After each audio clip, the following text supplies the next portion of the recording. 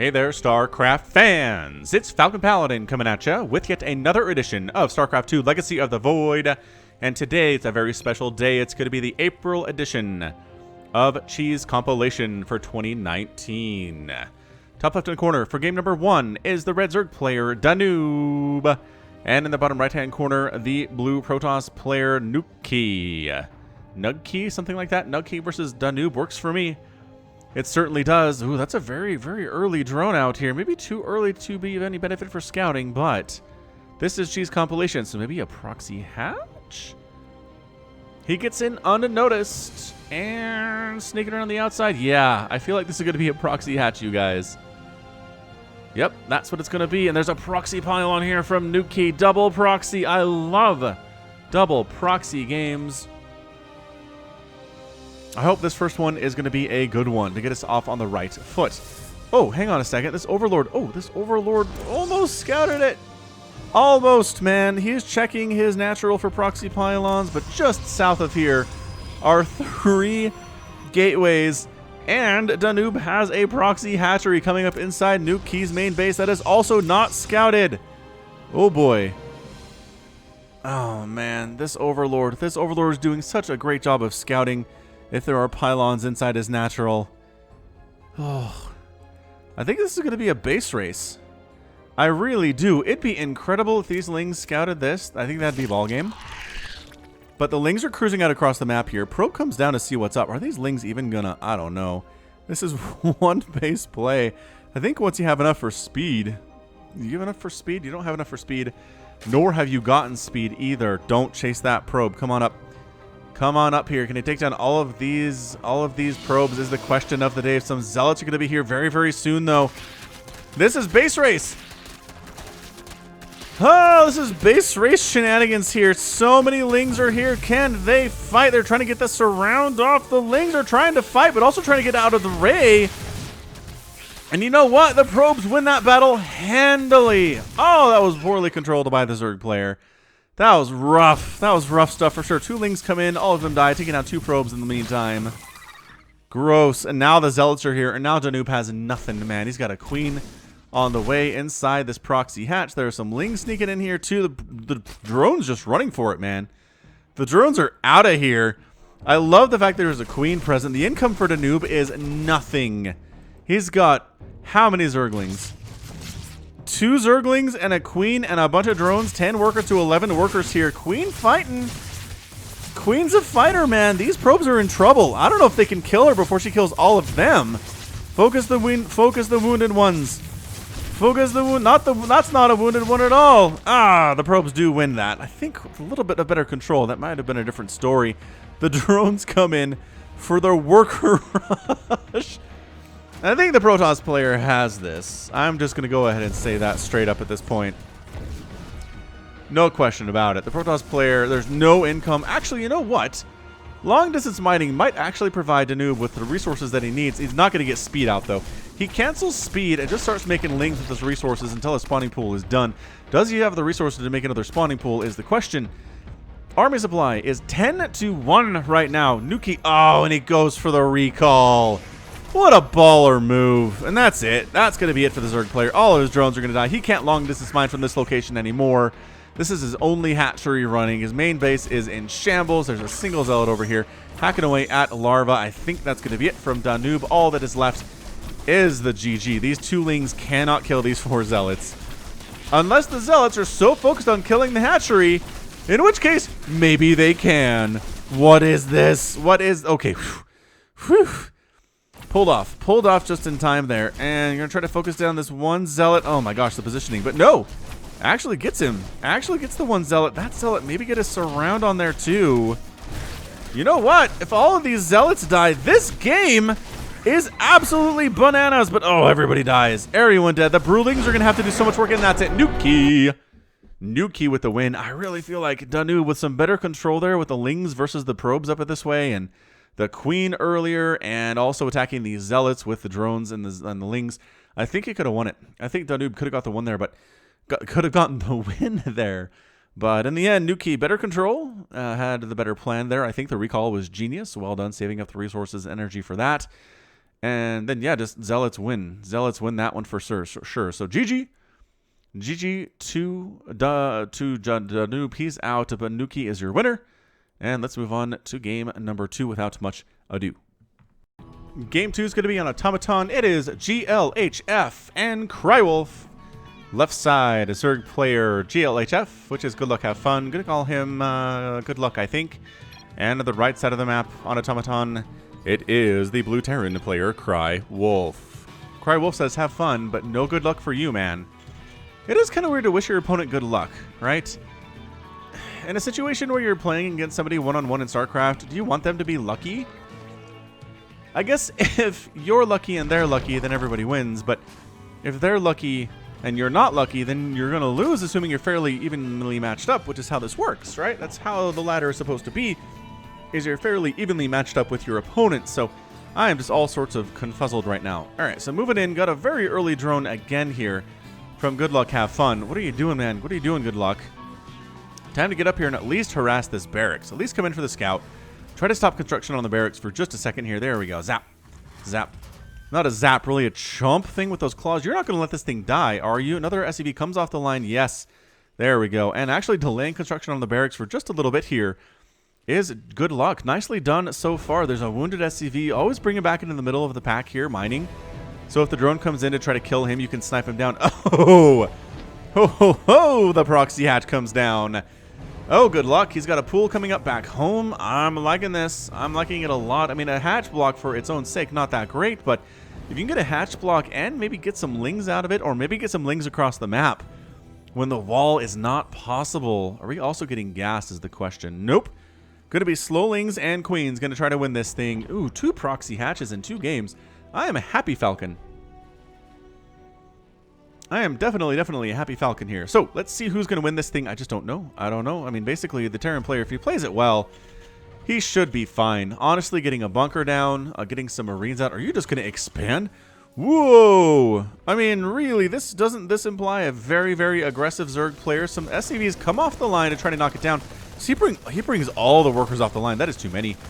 You bring off maybe 7 or 8. Leave a bunch there. If you're going to kill this thing, that's a lot of lost mining time. On the good news here for Crywolf, the hatch is not going to do much of anything. It may finish. It's going to be very close. Oh, that was so close, but there's the cancel. Nice cancel by Good Luck getting the resources back. Now, the lings are here, and that Marine is outside the wall, so he's dead. Sorry, man. Oh, that Marine's outside the wall, too. Oh, no! Rookie mistake. Don't bring your Marines outside the wall to kill that Overlord. That was bait. That was a bait Overlord. Stabbity, stab, stab, stab, and trying to repair the wall. Got another Marine in production here. A couple lings coming off to shut down construction on that natural base. It is 1 base to 1 base. The repair is really good. Crywolf's response to this, other than losing those 2 Marines, has been fairly flawless. So, oh, he canceled. He canceled the base entirely there. That's amazing. Finally expanding is Good Luck. Finally getting some gas is Good Luck. And he's going for a lair. He's going for a 3-minute lair off of 1 base. What on earth are you going to do with that? Swarm host, maybe? Maybe Swarm host. Again, Crywolf. He's doing some work here, man. He is going for an expansion inside his main base. He's trying to get that Marine count up. He did lose a lot of mining time killing that hatchery, so he is behind on workers beyond where he wants to be. This lair is confusing me immensely. Maybe Ravagers. There's your roaches, but you don't need a lair. What the heck is this lair for? And then double expanding out of it. Good Luck. You're a crazy person. You're an absolutely insane person, and I kind of love it. I kind of like it a lot. What?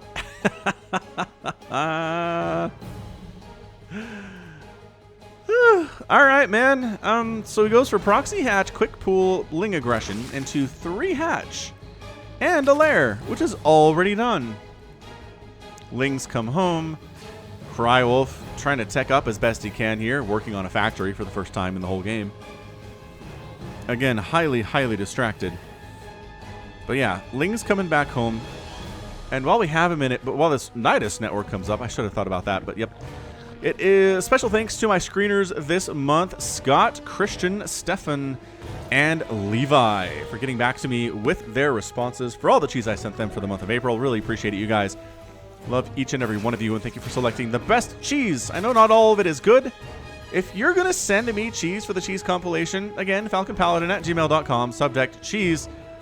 Send me your good stuff. Don't send me the dumb ones. If you have any question as to whether a replay is dumb, have somebody else watch it and say if it's good or if it is bad. If it is bad, maybe don't send it. Maybe try to do some better cheese. And my screeners will appreciate it. I don't see it, mind you. Just my screeners do. Oh man, it's 24-8 army supply. Glhf has been absolutely SCVing up so hard. Oversaturated with main quite a bit. Only has a handful of Marines at the front here. Overconfident. Overconfident here. Held that early stuff pretty easily, and suddenly here comes the Nidus. Lings cruising on in. Roach's fighting here too. I just don't know if there are enough Marines in the world to do this, and that's it. He's out. Good luck is your winner. Still cruising around inside the Terran base, earning that delicious XP by killing SCVs, and then he leaves the game as well. So, boof. Yeah, that is always a concern. Terran and Protoss players especially, if you see a Zerg player come at you with an all-in, like a Baneling Bust, or maybe you contain them a little bit, always watch for the Nidus. Build supply depots out here. Build pylons out here. See the thing coming up. Try to shut it down before it comes up, and you're going to be in a pretty darn good position. That said, Glhf, a little bit overconfident, I would say, in his abilities to hold off the Zerg player. Even if his front door was breached with this many Lings and this many Roaches, I think maybe he just loses it entirely there. And I don't know that he was done here either. He had a tank, he had a bunch of Marines. The problem was his SCV count was abysmal. If he'd pulled the SCVs earlier, brought the tank over, set it up here, maybe brought the Marines in, something maybe could have been done. Maybe make a Banshee while all this is going on. He did have the resources for that. Yes, indeed he did. Would have been nice, but he doesn't have the tech lab. So never mind. All he could make was tanks and Marines. Would have been a tough hold, but decided not to go for it. It's cool. It's totally cool. All right, fantastic. We got more cheese coming at ya. Whitecoat, Cooper, Automaton. Is this a cheesy map? Kind of feel like it is. Right side of the map, we have the red Protoss player, this time named Whitecoat.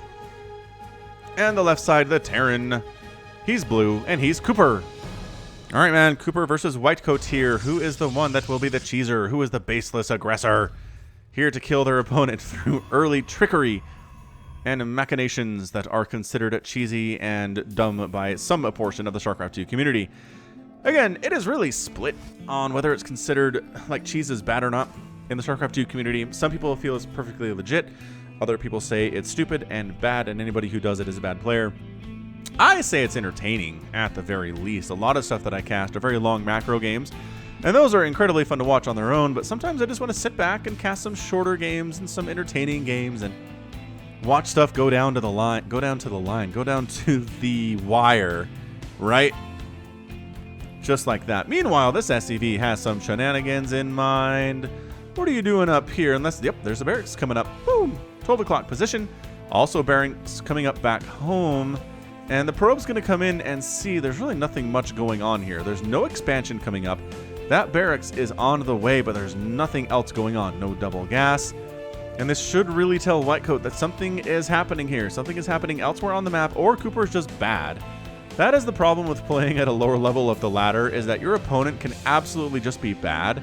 And that's why they don't have a factory yet, or that's why they don't have an expansion yet, right? I mean, right now, at the very least, a factory should be going down based on the gas, but nope, definitely not. And there's no expansion either. So Whitecoat, I think, is noting this. I think he's very aware of what's happening. And there's the wall, so he's not getting in for any additional scouting until he is an observer, or maybe he blinks some stalkers in, which could be quite some time. What is this? Ooh, tech lab. All right, building. Oh, Ghost Academy. What? All right, 2-minute Ghost Academy here from Coop. I'm loving it. I had a friend, I want to say in like 6th grade, whose name was Cooper, and we called him Coop. I haven't thought about that kid for a long time. I think he moved away that following summer, but Coop, if you're out there, I remembered you casting StarCraft. How weird is that? Anywho, so the Ghost Academy is done. You can't make nukes until you have a factory, though. So are we making a factory, or you're just going to Ghost Rush? I mean, Ghost Rush is good. Ghosts are amazing against Adepts and Zealots and Probes. And if you have enough numbers of them, they're decent against Stalkers, too. But you got to get that Cloak and another Ghost Academy. This has to be nukes. Although, once again, you can't make nukes until you have a factory. Unless there was a patch change I don't know about. Can't remember a recent patch. Anyway, Whitecoat's doing the standard stuff. Whitecoat has a Stalker. Whitecoat's going for an expansion. Whitecoat has a Twilight Council. Really should be aware there's no expansion from Cooper at this point and be just on high alert that something is happening here. Something really, really bad is happening here. So there's your Cloak. Excellent news. Cloak being researched. So regular old Ghost Rush, but if you're going for the nukes, man, you gotta get a FAC. Is that it? There's your factory. All right.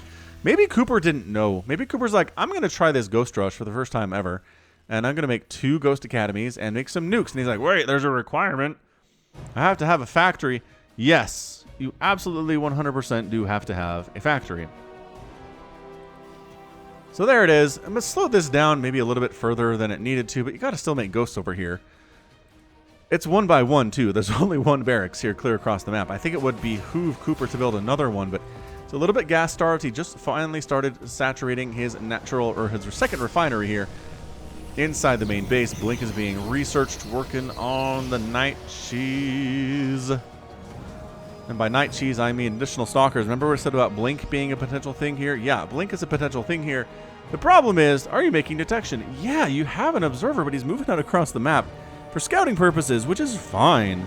That's not a problem at all. First nuke on the way. Cloak is done. Second nuke on the way. Now, here's the observer. The observer's job is to... Oh, no, wait. The observer's job is to see these Ghost Academies. Okay, maybe he will. Maybe he will. He's sneaking on in. He's not taking a good path to see the Ghost Academies, but maybe he can take a hard right. No, this is not working for you. Anyway, check this action out. Some Marines wander over, get some stuff done, a little bit of stuff done, immediately die to these stalkers.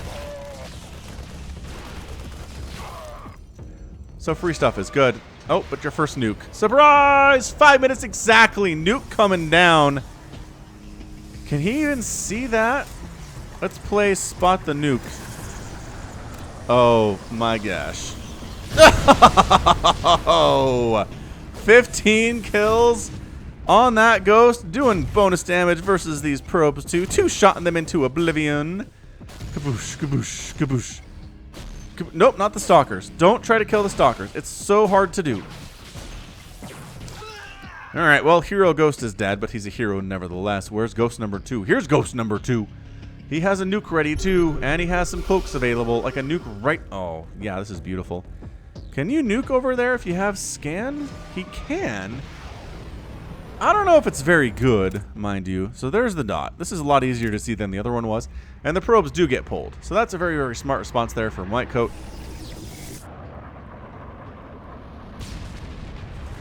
Takes some shields off the Nexus, but otherwise not too much of a concern. So at this point, I think Whitecoat is okay. I think he just makes a bunch of stalkers, make sure they have detection, make sure they have blink, and just kind of wander over this way and win.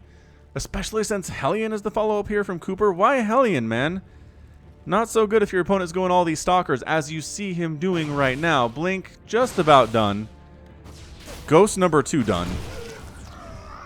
Gets a probe kill, which is nice, but not as much done as Ghost number 1. Now, here the thing is, Whitecoat is a 30-23 worker lead, despite the fact that he has lost 20 probes. So he's fine. Cooper's on 1 base. Cooper's showing no interest whatsoever in expanding at any point in this game. He's going to continue to try to throw down nukes against an opponent who has observers and stalkers and knows they're coming. Oh, look at these 2 observers perfectly placed. Nobody's coming in here at all. I mean, sure, maybe a couple probes are going to die up here in the natural base, but Cooper, you're not doing enough damage, buddy. You're not expanding back home. Making Hellions is a horrible life choice.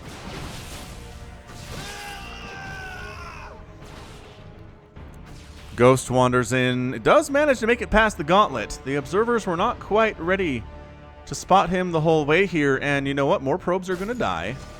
Oh, and a nuke's coming down. Where are the observers? There's one. There's one. All right, so we're cool. We're fine, says Whitecoat. Hold on, you got to find the guy, though. Oh, that might have been the closest I've ever seen a nuke, but without it landing. It's making the sound as it flies through the air. And it just stops. I still say that nukes that get cut off before they land on the intended target land somewhere else on the map randomly. And depending on how close they were to landing, it's close, right? So you're throwing it here, and it gets shut down with 2 seconds to go. It lands here instead, or like here instead, right? I think that's a thing. We are deprived of way, way too many nukes because Ghost gets shut down before the nuke actually lands. Check out this probe. Or this Ghost, rather. Oh, good positioning, man. Great positioning. This Ghost is doing work. The problem is, harassment can only do so much if you don't have an army to back it up. And Cooper has not been doing an amazing job macroing up behind this at all. This Ghost, though, not too bad, man. Got some kills. 32 probes have gone down. It's 30 to 23 workers, though Whitecoat, again, still has a massive lead. Stalkers decide, is that really? All you have are Hellions, no tanks? Widow Mines, interestingly enough. Man, the memes by this player. Cooper's just memeing it up for us hard here today. But the Stalkers are here. It's fun time, overtime for this Terran player. Some Hellions come cruising in to try to wipe out, again, as many probes as they can, but that's not going to work against Stalkers. The Stalkers are a little bit listless, a little bit aimless here, not quite sure what they're doing with their lives. Killing supply depots, allowing the SCVs to mine in peace. Widow Mine shot, free Stalker there. And now trying to get a surround on these Stalkers, rather. It's not going to work out. It's not working out for us today. Must kill all SCVs. 6 SCVs remain. Ghosts up here at the natural base having a great time working on an assimilator for some reason. Stalkers are alive, going after the Ghost Academies, the source of so much frustration and death in this game. Not a whole lot of frustration. I mean, that first nuke was brutal, but otherwise, it's really not been all that much for Whitecoat to worry about.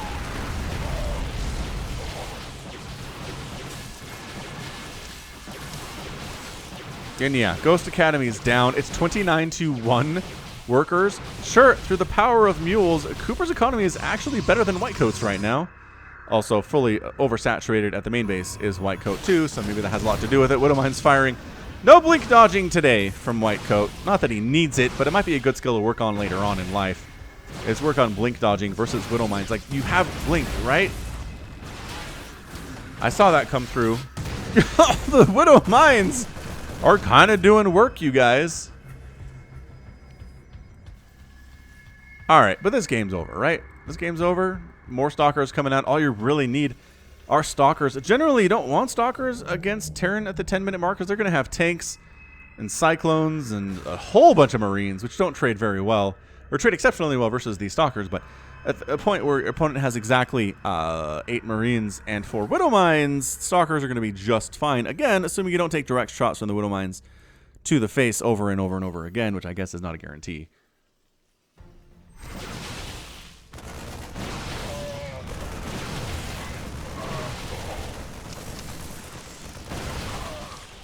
I mean, the micro's pretty good, right? The Stalkers they're backing up. They're not getting surrounded by everything. They're taking down this factory, which is a nice target. Trying to supply block Cooper, but that is a rough thing to do. Oh, you know what? He got it. Never mind. Supply blocked officially now. Observer comes in. You can take down those Widow Mines from distance now. Look at that.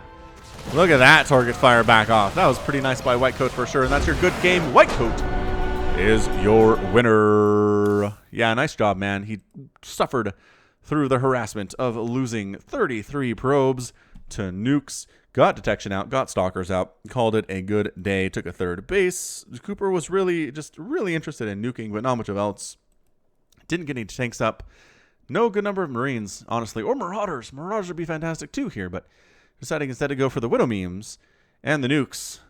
Fun times for Cooper, honestly. Sometimes you got to do this on ladder, but Whitecoat was just ready for it, responded properly eventually, and got the win. Don't go anywhere. More cheese is coming from falconpaladin.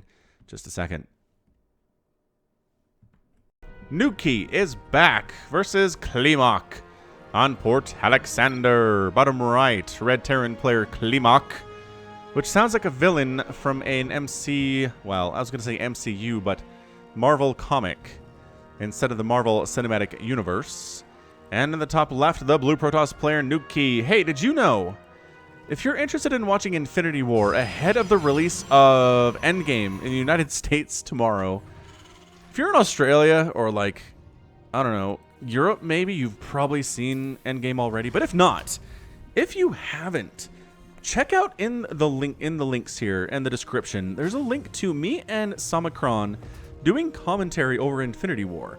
So if you want to rewatch Infinity War in preparation for Endgame, which is something I wanted to do, we just recorded a track to follow along. It's like riff tracks, except not nearly as clever in any way, shape, or form, but it's us talking about it, giving our thoughts and impressions, what we can learn about Endgame by watching Infinity War again, and it was a lot of fun. So if you have some time to rewatch Infinity War before you get to your Endgame viewing experience, go ahead and do it with me and Somicron, right? Follow along with us, see what our thoughts are, and I think it'd be a really good time. We're trying it out. If you're interested in seeing more, give us good feedback, and we'll do it again with another movie, but this is our maiden voyage, and I think it went pretty well. So check it out again in the description. Meanwhile, StarCraft is happening.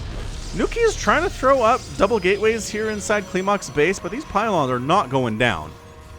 And as a result, this is just getting absolutely shut down. Nuki is not getting anything done here. Maybe too many SCVs off the line from Clemont. What you need here are Marines.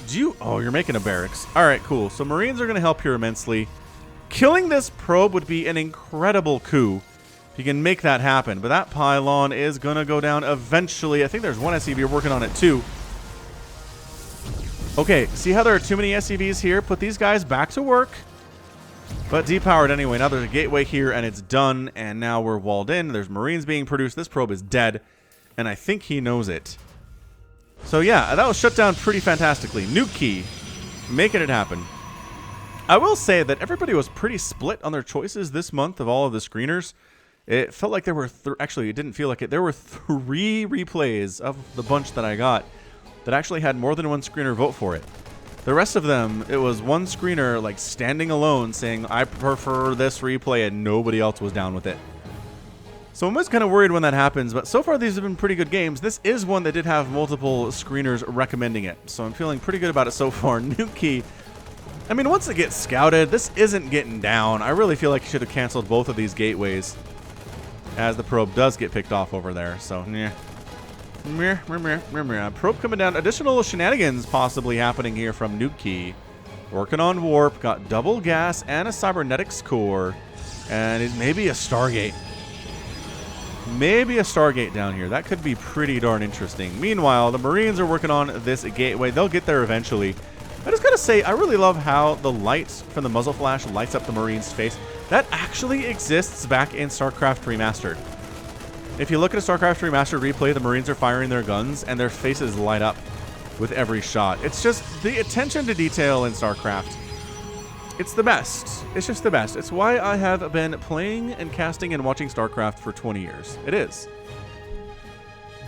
It's a big, big part of it. So double Stargate. I said one. I was wrong. It's double Stargate here with the shield battery. Interesting place for a shield battery. I feel like if you're going to do the shenanigans, do it down here, right? And then your Void Rays come up. They pull back to the shield batteries. We've seen that game before. I don't know what this positioning is at all. Because even if you bring your Void Rays over or Oracles, right, you attack, then you have to retreat all the way back here, heal up, and then go all the way back to get some stuff done. It just seems inefficient. And what is it going to be? Oracles or Voids? It is Voids. So we've seen this. We've seen Void Rays attempted against Terran, Protoss. Not really this build against Zerg, just because Queen Anti-Air is pretty fantastic. And there's other stuff you can do if you want to cheese there anyway. So, let the cheese commence. The attempted proxy gateways are shut down, but we are not done yet. Nuki is not going to go home defeated. Oh, did he cancel one? He canceled one of the shield batteries, and he's throwing up another one here instead. He really doesn't want this to get shut down at all. Meanwhile, what's the Marine count look like? Pretty healthy for Clemont here. He's got 8 Marines, which is a pretty darn good number, making 2 more at a time, getting Marauders, which are useless here, and getting tanks, which again are useless here. So the question is, can you make enough Marines to shut down these Void Rays? Because if you can, you pretty much win the game. Nuki is not expanding. Clemont is not expanding either. Oh, he's going for the push. This could just turn into a straight base race, ladies and gentlemen. There is nothing back home for Nuki. He's got, okay, I lied, a Stalker back home with a shield battery, perhaps worried about Banshees ruining his day. But guess what's going to ruin his day? Marine Marauder tank. Marine Marauder tank. Here we go. Swoosh. Void Rays. 4 Void Rays. Wait, 3. 3 Void Rays out. Another one just about done for a total of 4. Clemont very bravely just pushing on across the map, not a care in the world. Army supply is 33 to 20. He has the lead. He's going to kill all of this stuff, no question. The question on my mind is if he kills this stuff too, because that might be a little bit more difficult, but here we go. I love it when both players are moving into the other base at the same time, and they're like, there's nothing defending here at all. Ha ha ha. And then they get the alert, your base is under attack. And they're like, ah, what? What is this garbage? Oh, you can't repair through Can you repair through prismatic alignment? Good crap. You can repair through the attack of 4 Void Rays prismatic alignmenting. That's insane. Meanwhile, ton of probes dying. Oh my gosh, the... Blah. Nuki's down to 2 probes. 2 here. Oh, okay. A bunch of SCVs died on the other end as well. So it's 9-1 workers. Clemont has a lead, but he's losing his orbital command. I don't think he's going to be able to save it here. This is basically full base race scenario here. Nuki managed to expand it down here to where his warp gates are. By that I mean his star gates. It's a gate word. Leave me alone.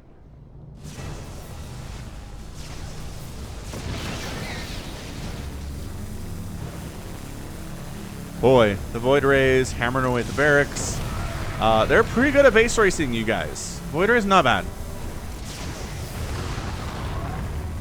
We're going to go to the units tab, just because it helps us understand the situation a little bit better than the production tab does right now, because nobody has anything with which to produce. I lied. Nuki has an excess, and he has enough minerals with which to produce probes, but he's not doing it, because he's microing these Void Rays to within an inch of his life. You don't really have to kill these buildings. Alright, now the question is, how many Marines exist? We have this number. It's 15. 15 is a good number of Marines. Boy, is Clemont going to do this, especially since the Void Rays are way over here, and suddenly your buildings are in a heck of a lot of trouble. Oh, there's the recall. You got to focus down the voids, man. You got to focus down the voids. Oh, the 3 shield batteries. The 3 shield batteries coming into play. Pulling back when wounded, getting healed over. This is so good. This is so good out of Nuki. The Void Rays are not going to fall. The Nexus is going to die, but nothing else much will here. The Marauders trying to do their best, but nope. Void Rays overhead are murderous. 13 kills, 11 kills, 9 kills, and 10 kills on those Void Rays, and Nuki gets your win in 8 minutes and 19 seconds. Wow. That was close. That was a close game. The shield batteries came into play way better than I thought they would. Where the heck did our music go away? Why have we not left the game? Come on, guys. Leave the game. I think it's Nuki's fault. But he won, so he can stick around and gloat if he wants to. Anyway, yeah, these shield batteries. Amount healed. I'd love to get that stat in these games. They're not going to give it to us, but maybe someday. Maybe someday they will. Have faith, Falcon. But yeah, man, 13, 11, 9, and 10 kills on these Void Rays. Nuki's finally left. We can enable the music again. So, yeah, I mean, good composition there from Clemont, but he would have done better with Mass Marine. But you don't know that. You don't know that unless you scout, which he never did, by the way. He never scouted the main base. He never saw the lack of a natural. I don't think after the while there, he never found this until it was too late. And really, that's what you got to do. You got to be scouting consistently, scanning consistently, recognizing, okay, there are no tech structures in Nuki's base. Where are they? Continue scanning around, sending Marines around, SCVs scanning too. You need to find this thing before it takes root, because that's what loses you the game. All right, good job, Nuki, taking advantage of that. Clemont taps out. Maybe better luck next time, good friend. We'll be right back. Fatty, BlueTEC, King's Cove, the latter edition. First time here on the Cheese compilation, at least this month. Bottom right, Red Zerg player, BlueTEC. That is a super, super cool portrait. Mech Roach. Mech Ravager, maybe? I'm going to say it's Mech Roach. Saying have fun from the Fires clan. And in the top left, we've got the Blue Protoss player. It is Fatty from the Thal clan. All right, so what are we doing here? PvZ shenanigans. My favorite matchup in all of StarCraft 2. Oh, even has the Mech Zerg skin. So that makes sense. He's got the Mech portrait because he's got the war chest. Everything going on here. Even the eggs. Even the eggs are Mech. It doesn't make any sense. I gotta stop thinking about this because I will go down that rabbit hole for like 5 minutes and not cast any StarCraft and you'll be upset at me. But anyway, Gateway expand out of Fatty. BlueTEC is trying to expand over on this side, but he's getting blocked by the probe, incredibly annoyingly so. Almost threw down a pylon. There we go. Got it down. BlueTEC really just needs to throw down a hatch down here, and there we go. All right, so that's what we're talking about. Well, you look stupid, says BlueTEC. Goodness. Stupoid, by the way. You two look stupoid. Stupoid is a good insult. I kind of like it. Blocking doesn't do anything, moron. Wow, BlueTEC has woke up on the wrong side of the bed. Well, I mean, it makes you look pathetic and desperate. It made you mad.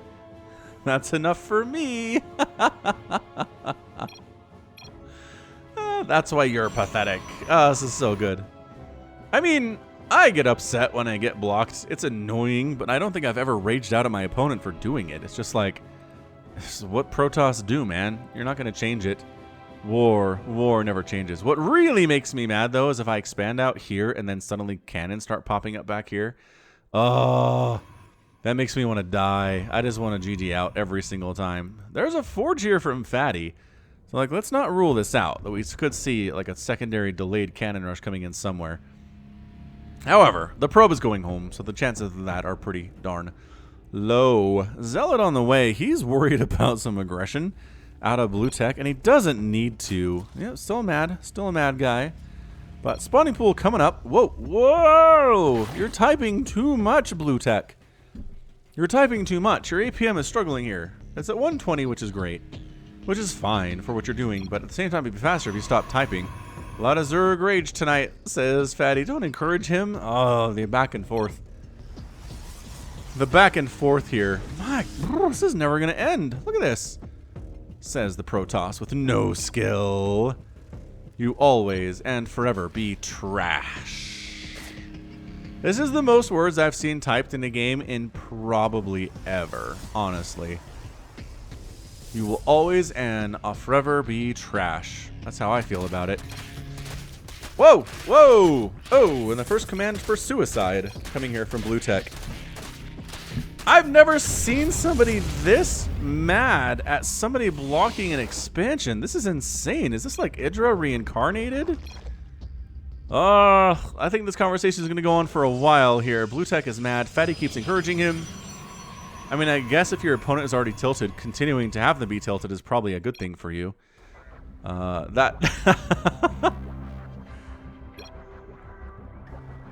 Oh my gosh. It's, if you're saying you're so much better than somebody and you misspell existence, it's a bad look. That's all I'm saying.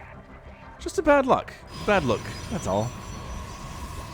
Anyway, what is happening StarCraft-wise? Okay, Stargate, Gateway, Phoenix in production here. There's your lair. Double gas, third base coming up here by the 4-minute mark. It's a little bit late for BlueTEC, but otherwise okay. Overlord's in position. I can't even... This is still happening.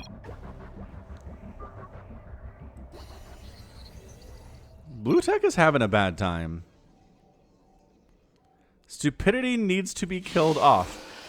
You know, there was a movement back in the 20th century, 19th century, called eugenics, which was very much about killing off stupidity, and it was a bad thing. So let's not go there. Let's not go there, BlueTEC. Getting up his spores. So I mean, he's a good player. He's decent here. APM is fantastic, around 250 or so now. Fatty's got stuff to do. Fatty not doing anything insane. Just gateways, robotics facility here. Warp gate done. Working on some Phoenix. He's going to find a couple Overlords to kill because they are over here for no reason. I mentioned this earlier. This is one of the mistakes that BlueTEC has made, in that if you're going to scout with Overlords, don't put two of them together, because then if one gets found, you lose two. If this doesn't make BlueTEC mad, I'm going to be very, very surprised. BlueTEC, you here for us, buddy? He's not supply blocked, so I mean, he definitely was prepared for that. So 10 points to Gryffindor for that one, or maybe Slytherin. BlueTEC might be in Slytherin, you guys. But yeah, nothing crazy here. Both players hanging out, macroing up pretty good here. Baneling Nest on the way from BlueTEC. Would not be surprised to see a Hydralisk Den at some point. Hydra, Baneling, Ling, pretty good. Is there a Spore here at the natural? I don't see one. Oh, there is. It's under all these Overlords. That's fine, I guess. Yeah, queens all defending in positions here. Overlord's getting shot at because, again, they're not being protected, nor do they have speed. BlueTEC working on +1 melee as well as centrifugal hooks. Twilight Council coming in now for Fatty off of these 2 bases. And there it is. It's going to be like an Archon, Immortal kind of a thing here. I'm trying to figure out what he's working on. It's just these Phoenix from now on. Not really doing much. I mean, killing some Overlords, but again, BlueTEC's been fairly ready for it, making Overseers. Making 16 Zerglings. It is 44 to 37 workers. So BlueTEC has not fully saturated his 3rd base at all, and his natural isn't looking good either. So he's got a pretty low worker count, but he's going to go for a Baneling attack here. There are sentries, though. There is a shield battery. These 3 sentries are worth their weight in gold versus this delayed Baneling attack. Very interested about this. They don't have speed. They're working on it, though. I'd love to see BlueTEC drone up behind this attack, but he's not doing it. He is making more and more Zerglings. I guess he did start 3 drones since I started talking. And where do you go? In.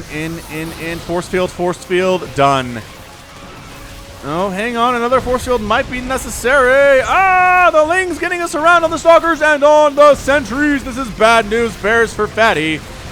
The Lings are getting held fairly well here. The Phoenix are lifting and killing as necessary. The shield battery is out of energy. The Zealots helping immensely in this situation. All the Lings do get taken down. That was a decent hit taken from Fatty. His wall is down. He lost a bunch of Stalkers, a couple Sentries there too.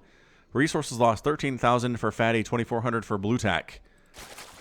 BlueTEC droning up again a little bit back here. He didn't do any economic damage to Fatty at all is the problem. Of course, Fatty is oversaturated at his natural base and really should look to take a 3rd at some point, although he's worried about the Lings and Banes that are out on the map. So what is Fatty working on here? He's going for charge. He's working on Oracle. Again, I'm shocked BlueTEC hasn't had anything to say.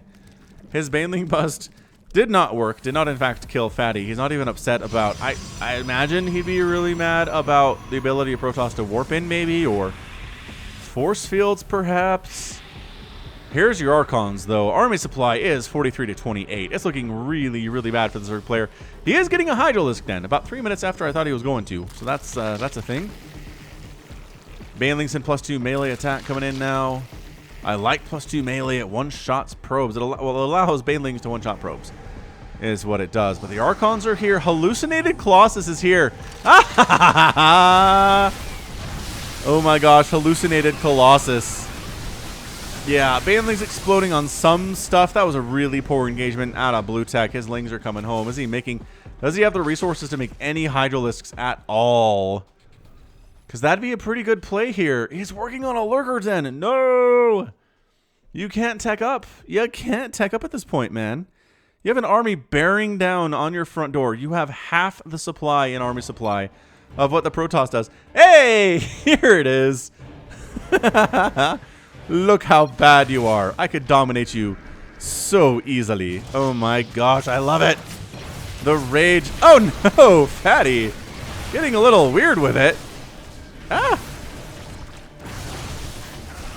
I almost feel like BlueTEC is just playing a game here. He's playing a part, right? This is a weird argument you're making, BlueTEC.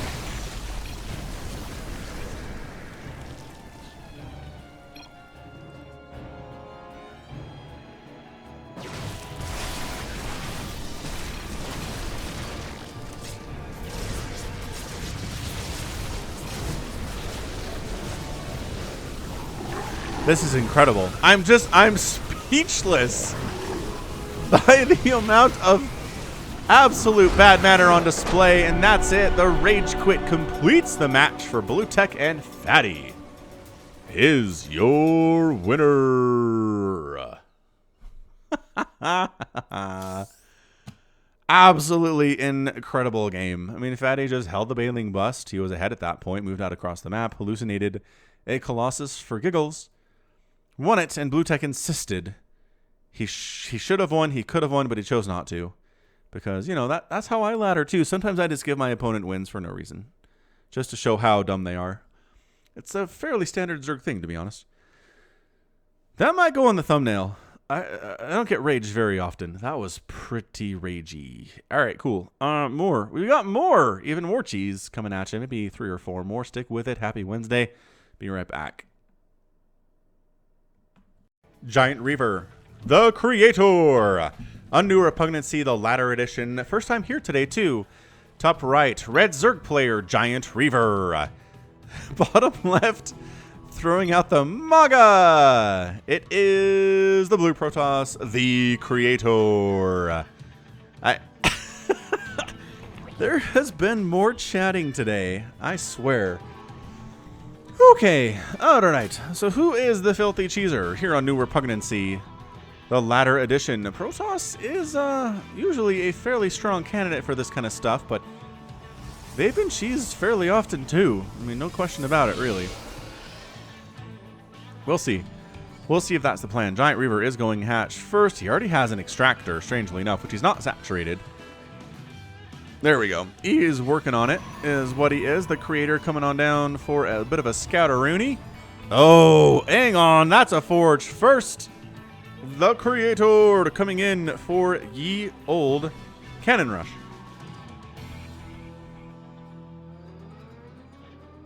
Probe wanders past the saluting marine. Sup, he says. It's New Repugnancy. After all, you got to pay respects to the saluting marine. See, the thing is, if you're going to cannon rush, you want to get down here and throw your pylons down before the forge is finished, because now the forge is done. So you could have cannons coming up, instead of just now getting your pylons up. Pro tip from falconpaladin, if you're cannon rushing. Bring the probe down earlier. I mean, if you're bringing it down late, maybe the Zerg doesn't really realize what's going on, but I don't know. I kind of doubt it. That pool is almost done, too. That's the problem with coming down later. Cannon now. Cannon now. Cannon now. All right. Well, doing our best with it.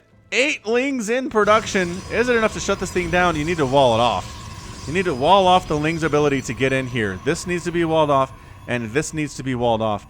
This is the weirdest setup I've ever seen. Ooh, double pylon, though. That's all right. This might actually friggin' work out. Are you kidding right now? The Lings come down. The cannons are warping in. They don't know what to do. Do we kill these pylons first? I love this. I love this magnet the creator has set up right now, where he's like, aha, I'm going to make you take down these pylons. Your natural base is going to die as a result. Some of these might actually come up. This is a really, really high commitment level from cannons out of Giant Reaver, or creator, rather. Giant Reaver is committing, I think, the proper number here with a whole ton of Zerglings. Some queens would be pretty good, too. Killing these probes is a #1 goal of the day. Alright, took down that pylon. That probe goes down, and that probe goes down. And that's it. So the natural is toast. That's 7 kill, 4 kill cannons. They've done work suddenly. Oh no, Giant Reaver is on one base. The problem is the creator has nothing back home. Really dedicated way, way, way, way too much to these pylons. And as a result, the Lings are moving across the map. The creator doesn't have a wall up. Honestly, dude, he doesn't have the resources either, is the problem. He got a lot of probes, but only so many patches to mine from. So, yeah, this cannon might finish before the slow Lings come in and ruin his day, but I think that's it. I think that's Cannon Rush kind of succeeded a little bit. Went crazy with the pylons in the main. Did not need all of these pylons in the main. Speedlings are here. Cannon down. Way too many Lings here for these probes to handle. Cannon gets a shot off before it's dead. The ratio here is super bad. Maybe if all the probes had been attacking, you could have done this earlier, but now the ratio is not good for you probes. It's really not good for you probes. 10 workers in existence. Lings cruising on out. Say, Banelings it is. Or does it make Banelings are going to kill all of you? How does that sound? Bad, says the creator. I don't like Banelings. Banelings are not my favorite thing. Understandable. Giant Reaver is expanding to the 12 o'clock position. More Zerglings coming down. The Banelings just trying to get inside that mineral line. If you come from the right side and the left side, you can make sure they can't really run. But in the case where they're not running anyway, I think it's fine. The creator is down to 2 probes. Has a cannon back here, actually. I didn't see that coming up. Where are the... Oh, there are the 2 probes. And then the Lings come cruising in. All the probes are dead. And that's it! Giant Reaver is your winner in 4.5 minutes. Yeah, obviously a lower level game. I'm going to say here, the creator's cannon rush was not well executed. It did take the natural down, though, which was great. But then way too much commitment up here. Way too much. 4 pylons. Another pylon got killed before it came up. A cannon died before it came up. Another cannon died before it came up. And 2 probes died. The creator, I think, is in a fine spot. If he just walls off normally, throws his gate here instead of down here, gets a cannon behind the wall. The Lings aren't busting that. Not for any time soon. Banelings, yes, easier, but much harder for the Lings to come in and do that early round of damage. And the Protoss is in a better spot. So, creator doing some good things. Giant Reaver being aggressive when necessary. Losing his hatchery was a bummer, but I like the Sneaky Ninja expand up this way, and the Ling aggression with the Baneling follow-up was nice. Okay, I think we got one more. One more in us before we're done. Stick with me. We'll be right back. For the final match today, it's going to be Marboel versus Son of Gumi Oh on Cyberforest, the Ladder Edition. Should be good. Top left, the red Protoss player, it is Marboel. And in the bottom right-hand corner, the blue Terran player, Son of Gumi Oh. Man, Gumi Oh, really fun player. Really fun Terran player. Got all sorts of plans. All sorts of crazy stuff that he does. And really, naming yourself this just tells everybody you're absolutely going to cheese at some point. Isn't Gumi Oh too young to have a son, says Marboel. Not necessarily, man. You can have kids biologically when you're like 12. It's not cool. Mind you, it's not a cool thing, but it's totally possible biologically. Anyway, Rax coming up in the proxy position. Is this probe going to find it? Probe says, oh, I don't know if you saw that. I don't know if you saw that, Marboel, but there's an SCV here. An SCV is working on the night cheese. I know I made that joke twice. It's late. It's a 30 Rock joke. If you haven't watched 30 Rock, I recommend you watch 30 Rock. It's hilarious. It is definitely one of my top comedies of the last 20 years, without question. How many comedies are part of that list, Falcon? I don't know. Also, there's The Office. Also, there's Scrubs. Also, there's My Name is Earl and Arrested Development and Better Off Ted. And it's a big list. It's a big list of things. Parks and Rec. I might need to look at that list, you guys, and determine exactly what's on it. So, alright, so this reminds me, there is a build that Ruff did at the WCS Winter Challenger, I can't remember, one of the Challenger things that I cast, where he just basically went Mass Reaper with +1/+1 and wrecked a couple really good Protoss with it. Like some really good Protoss with it. So, I'm interested to see if that's what happens here versus Marboel, and if he has an answer. Because, I mean, the number of Reapers that Ruff was able to get off of 2 bases and just go. Immortals stood no chance. Stalkers stood no chance. Zealots stood no chance. Couldn't do anything. The probe finally scouts this, but there are already 2 Reapers out at 2 minutes. And we do have an Adept on the way, right? Nope, Stalker coming in. Stalker, a pretty good answer here in the early stages. And, yeah, I mean, yes, look at this Stalker fighting real hard. But Stalker pushing back the units here, too. Till additional Reapers come in. This is some aggressive play. This is some really aggressive play out of Son of Gumi Oh, which again, if you're playing Son of Gumi Oh, you have to expect. I'd like to see him toss down a missile turret here as well, because that's what Ruff used to do, or Ruff did. No, Stalker. Other friend Stalker here can't lose a Reaper. Lost a Reaper.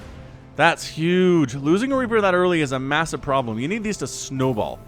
You need so many Reapers to show up that suddenly there are 15 of them. None of them have died, and you are in a heck of a lot of trouble. But if you can keep them whittled down, if you can kill a few of the Reapers in the early stages, it really helps you immensely. Marboel is actually expanding out behind this. Son of Gumi Oh working on 2 more Reapers. He wishes he had Chrono Boost, man. He would be Chrono Boosting so hard right now.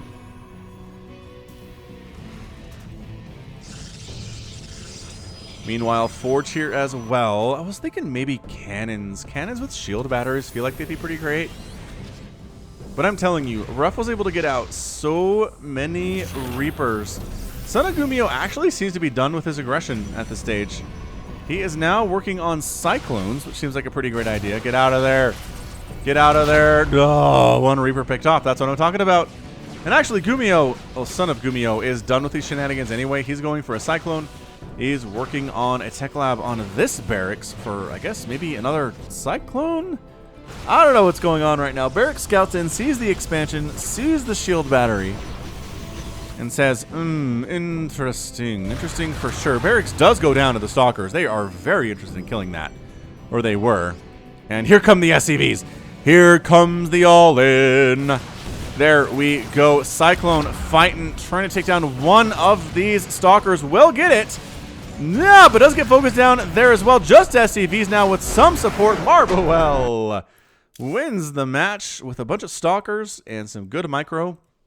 An average APM of 261 and a dream. Yeah, man, not many kills on these, but everybody seems to have one or maybe two, and that's really generally enough when you have a stalker group that big. Woo! Good stuff. Good stuff there from Marblewell getting the win. Proxy didn't get scouted until I felt like it was too late, but he still had the good answer anyway. Shield battery here, and good one. Good game. All right. Well, that's going to be it from me. This has been falconpaladin coming at you with yet another edition of StarCraft 2 Legacy of the Void and your cheesy compilation. Go ahead and hit that like button. Hit that subscribe if you like what you saw and what you heard today. You can also catch me on Twitter, Facebook, Patreon, and Twitch, all at /falconpaladin. And until next time, as always, thank you so much for watching, and you take care of yourself.